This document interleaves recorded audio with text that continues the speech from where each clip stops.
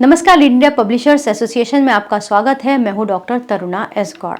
हमारा देश संविधान से बंधा हुआ देश है और हम सब संविधान का पालन करते हैं। हमारे देश का संविधान बहुत ही सुंदर है। इसने सबको अधिकार दिए हैं जिससे एक आम नागरिक भी बहुत सुरक्षित है और कोई खास वीआईपी या वीवीआईपी भी सुरक्षित है।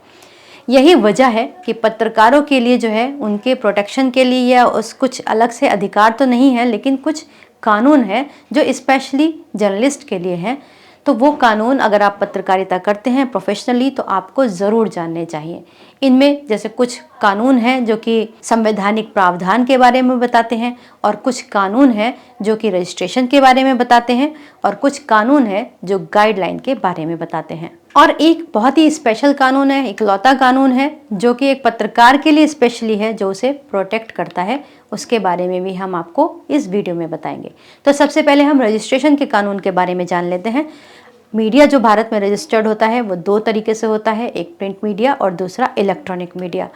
तो जो प्रिंट मीडिया रजिस्टर्ड होता है वो होता है पीआरबी एक्ट 1867 के अंतर्गत। ये कानून 22 मार्च 1867 को लागू हुआ था और इसके अंदर जो अमेंडमेंट होते होते अभी जो वर्तमान में प्रिंट मीडिया का कानून है वो चल रहा है, जिसके अंतर्गत अगर किसी को भी देश में अखबार चलाना है तो वो पहले आरएनआई में टाइटल का आवेदन देता है, 5 नाम देता है। उसके बाद आरएनआई उस टाइटल पर विचार करती है। ये डीएम के थ्रू होकर जाता है, पुलिस वेरिफिकेशन होती है, जो सब कुछ डीएम फॉरवर्ड करके देता है।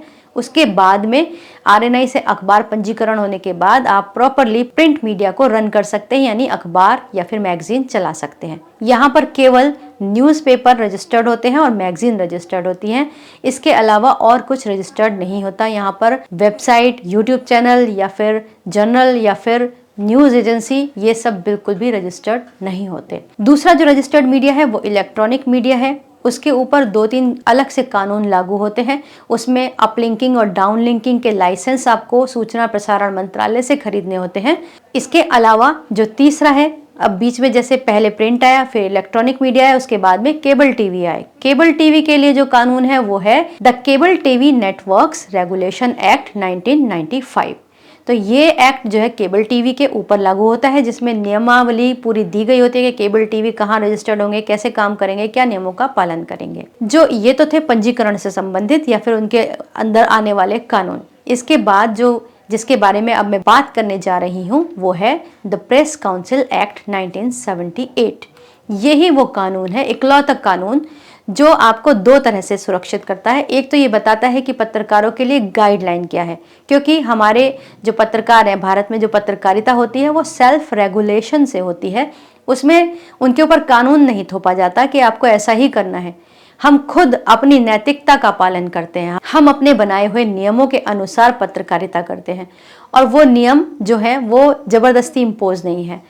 जो नियम बताए हैं वो प्रेस काउंसिल ऑफ इंडिया ने बताए हैं, तो वो गाइडलाइंस प्रॉपरली आप यहाँ से देख सकते हैं।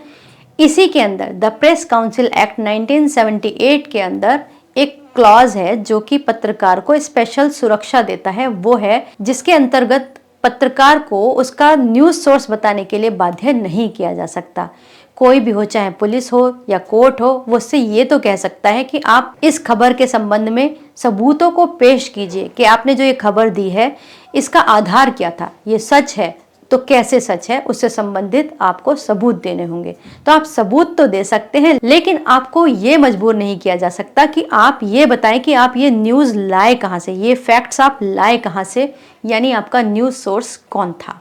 तो ये बहुत ही अच्छा कानून है। इसके अलावा जो पत्रकारों के ऊपर लागू होते हैं उसमें एक बहुत ही इंपॉर्टेंट एक्ट है, वो है भारतीय सरकारी गुप्त अधिनियम 1923 या गोपनीयता का कानून भी इसको कहते हैं। इंग्लिश में कहते हैं इंडियन ऑफिशियल सीक्रेट्स एक्ट 1923 और प्राइवेसी एक्ट। ये जो लागू होता है वो ऐसे जगहों पे लागू होता है, मतलब पत्रकारों से ये उम्मीद की जाती है कि वो कहीं भी जा सकते हैं, किसी से भी सवाल कर सकते हैं और ये उनका काम है।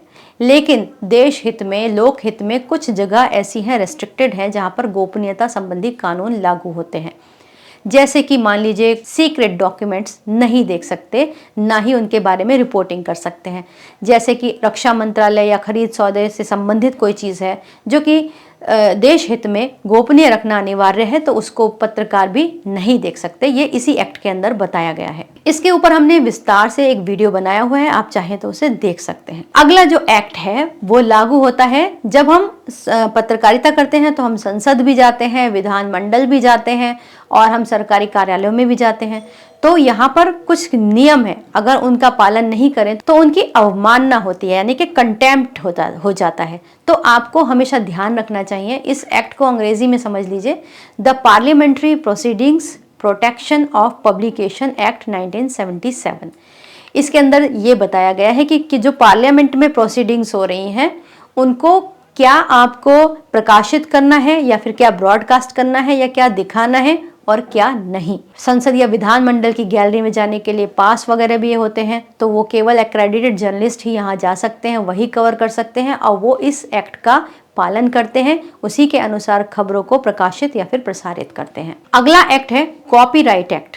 ये एक्ट जो है ये सबके लिए बहुत ही इंपॉर्टेंट है। इसमें प्रिंट मीडिया हो, इलेक्ट्रॉनिक मीडिया हो या फिर डिजिटल मीडिया हो, इसका पालन करना अनिवार्य ही है और सबको जानना चाहिए।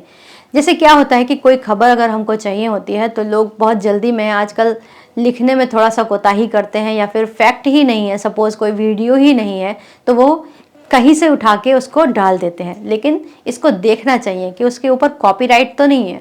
कुछ कंटेंट होता है जो एकदम फ्री गूगल पे अवेलेबल है, वो आप ले सकते हैं, यूज़ कर सकते हैं। लेकिन अगर किसी का स्पेसिफिक कंटेंट है, कोई वीडियो है या फिर कोई एक्सक्लूसिव रिपोर्ट है, तो आप उसको एज इट इज़ नहीं ले सकते। इस पर कॉपीराइट का उल्लंघन लग जाता है और इसके तहत ही कार्रवाई होती है। अगला कानून है डिफेमेशन, मानहानि, और इसी की तरह एक है न्यायपालिका और प्रेस एक्ट। तो डिफेमेशन के बारे में हम बहुत बात कर चुके हैं, आप भी समझते होंगे।